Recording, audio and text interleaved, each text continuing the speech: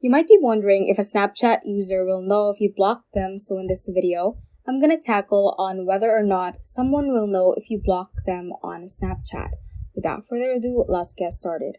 So I'm just gonna go ahead and open up Snapchat right here, and first I'm gonna show you, for example, if I'm gonna block this certain friend right here. So I'm just gonna click on our conversation, click on their name at the top left, and click on these three dots.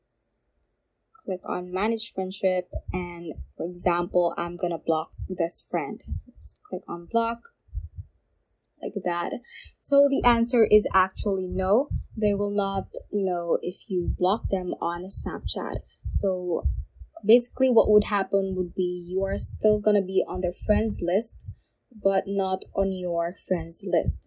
So actually there is no a pop-up notification that goes to your friend saying that you blocked them. So there is no exact indication except some signs like not being able to receive snaps from you. So they might wonder after some time like why they are not receiving snaps from you anymore. So that might be just the case, like they'll be seeing some signs that they have blocked you, but there is really no exact indication for them to know that you blocked them on Snapchat. So that is basically it on this topic.